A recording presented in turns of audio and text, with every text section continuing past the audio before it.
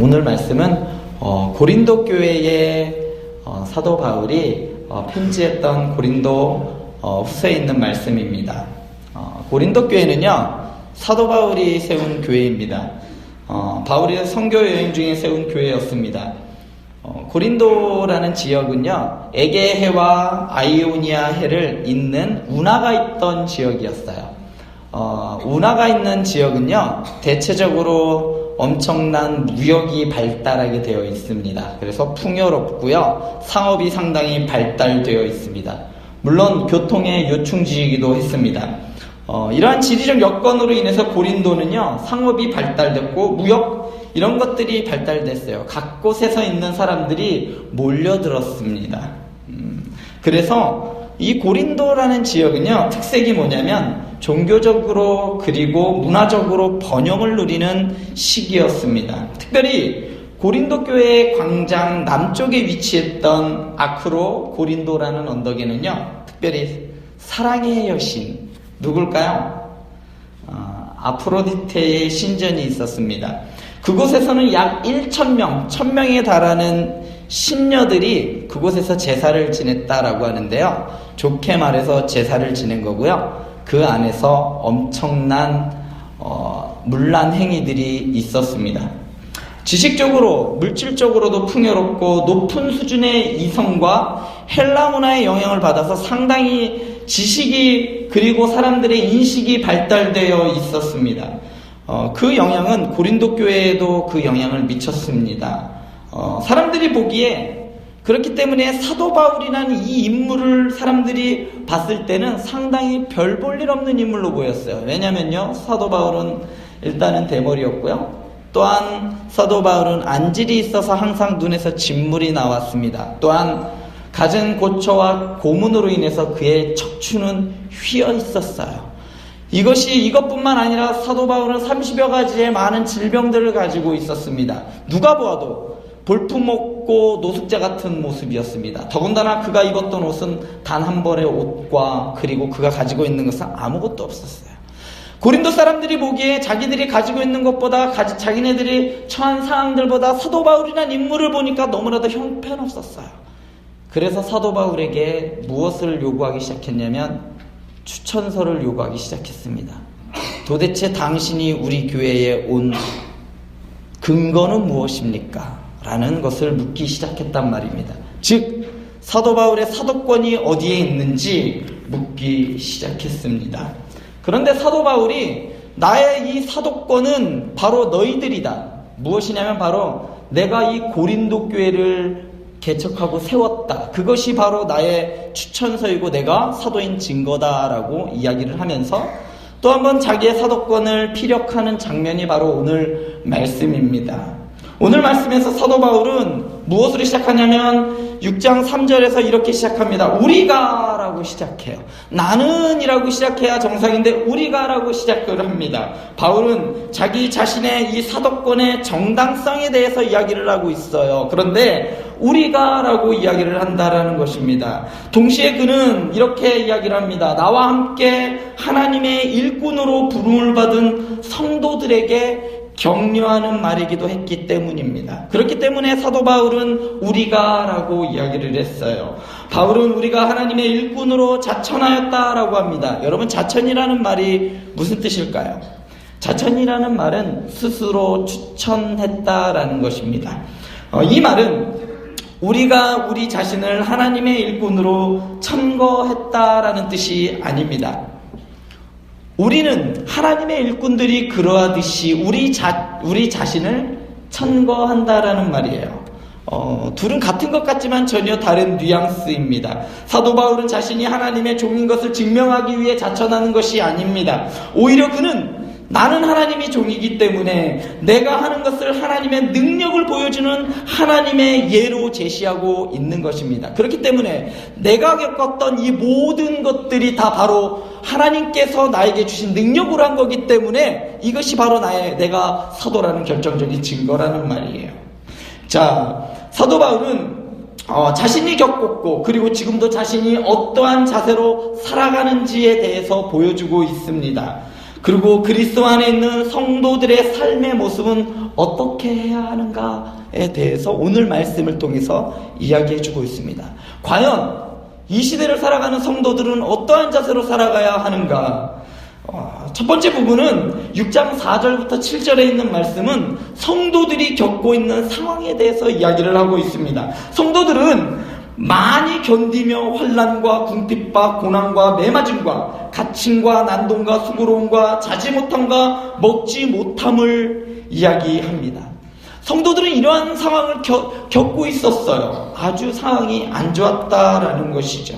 왜 이러한 상황이 처해졌는가? 그것은 처음에 말씀드린 고린도라는 지역적 특색에 의해서 오는 현상이었습니다.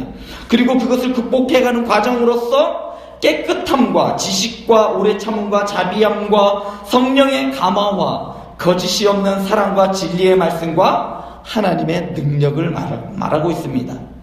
성도들이 이러한 방식으로 살아갈 수 있는 것은 고난을 위하여, 복음을 위하여 고난을 받는 고난이자 복음을 위해 이겨내는 능력이기 때문이었습니다.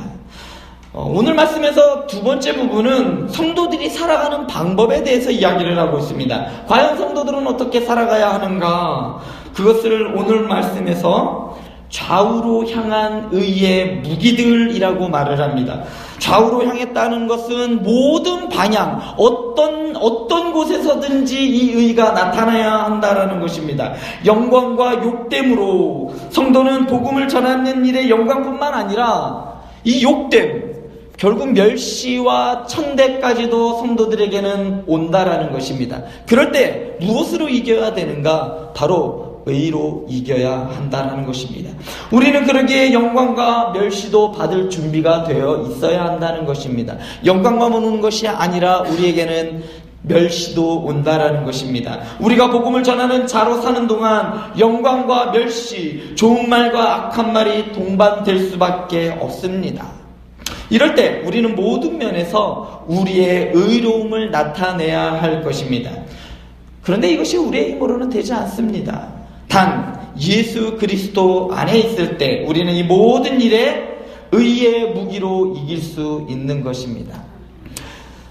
세 번째 부분인데 이 부분이 오늘 좀 더 자세히 봤으면 하는 부분이에요. 이 모습은 뭐냐면 바로 성도들의 삶의 모습입니다. 재미있게도 하나님의 일꾼된 성도들의 모습이 어떻게 표현되고 있냐면 역설적으로 표현이 되고 있습니다. 이 역설적인 삶의 모습이 바로 그리스도인들의 성도들의 삶이 능력의 삶이 되게 하는 원동력이 되는 것입니다.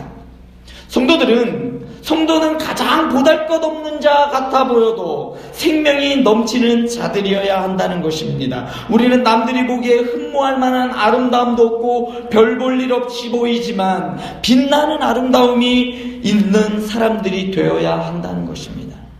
예수 믿는 사람들은 그래서 고상해야 된다는 것이요.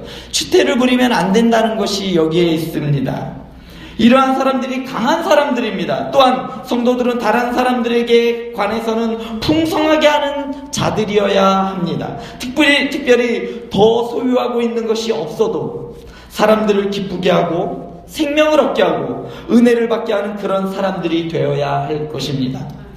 모든 것이 불리한 상황임에도 불구하고 성도들이 있는 곳에서만큼은 바로 여러분들이 있는 곳에서만큼은 역설이 일어날 수 있는 그런 사람들이어야 한다는 말입니다.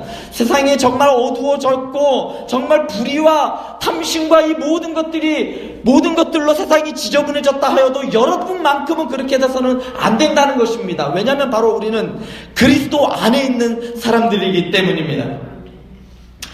이런 일이 가능하게 하는 것, 이 역설이 일어나게 할 수 있는 것은 바로 우리가 그리스도 안에 있을 때 있기 때문입니다. 이것은 곧 세상의 관점으로 사는 것이 아니라 세상 사람들이 우리를 바라보고 있는 그 관점으로 사는 것이 아니라 하나님 나라의 관점으로 사는 것입니다. 고린도 사람들이 보기에는 안질에 걸려서 눈에 눈물이 질질 나오고 대머리에 척추는 고문으로 인해 휘고 온갖 질병을 다 가진 것이라고는 하나도 없는 그런 불행한 인생을 살아가는 그 사람이 하나님 나라의 관점에서는 유명한 자이고 살아있는 자이고 항상 기뻐하는 자이며 많은 사람들을 부욕해 하는 자라며 모든 것을 가진 자라고 오늘 성경에서는 말하고 있는 것입니다.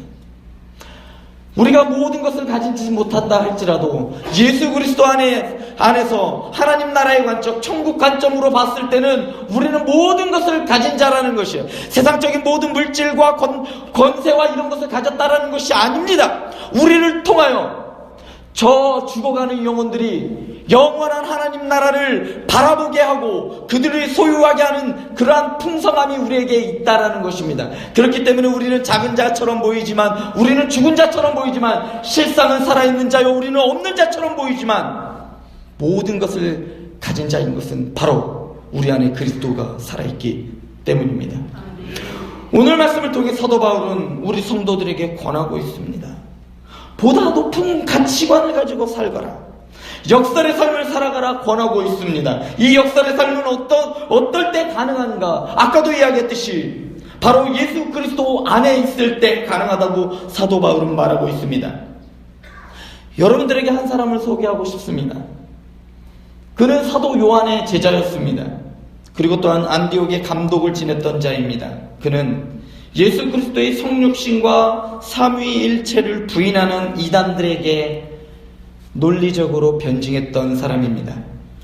그리스도를 증거했다는 이유로, 예수를 전했다는 이유로 시리아에서 체포가 되었고, 로마 황제 티리아누스가 그를 향해 저 자식은 저거 사람을 속이는 자식이야 라고 이야기했을 때 그는 나는 사람을 속이는 자가 아니라 내 마음에 그리스도를 모신 자입니다 라고 맞서며 순교의 길을 걸었던 사람입니다.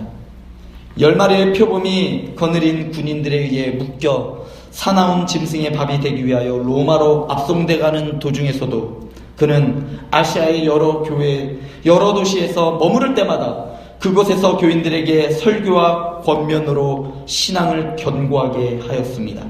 또한 에베소 교회를 비롯한 7교회에 편지를 써서 이단을 조심하고 사도들의 전승을 굳게 믿으라고 권면했습니다.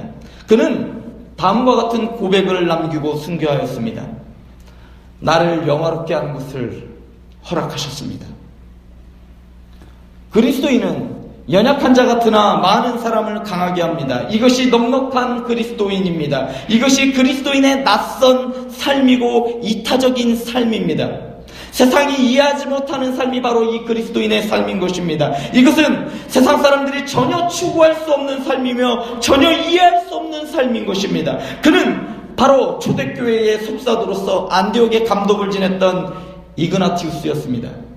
사도 바울의 말을 빌면 고린도전서 4장 9절과 13절에서 이렇게 이야기합니다. 그리스도인이란 죽기로 작전된 자같이 끄트머리에 놓이고 세계 곧 천사와 사람에게 구경거리가 되고 세상의 더러운 것과 만물의 찌꺼기같이 되었지만 그 가운데서도 세상을 축복하고 권면할 수 있는 자, 그러한 자가 바로 그리스도인이라는 것입니다. 우리의 처한 상황이 아무리 고달프고 어렵고 힘들다 할지라도 그것에 연연하지 않고 예수 믿지 않는 사람, 죽어가는 사람들을 애통해하며 저들에게 축복하며 권면할 수 있는, 하나님의 나라를 소개할 수 있고 보여줄 수 있는 사람들이 바로 우리라는 것입니다. 그것이 바로 역설의 삶을 사는 그리스도인의 삶이고 저와 여러분들이 추구해야 하는 삶이 아니겠습니까? 그리스도인은 이 세상에서 거침없이 역설의 삶을 사는 자들입니다. 우리를 가난 속에서도 부유하게 할 것이고 죽은 자 같으나 살릴 것이고 아무도 없는 자 같으나 모든 것을 가진 자로 만드는 이 역설의 삶에 성도 여러분들이 동참하실 수 있는 저와 여러분들 되실 수 있기를 바랍니다. 기도하시겠습니다.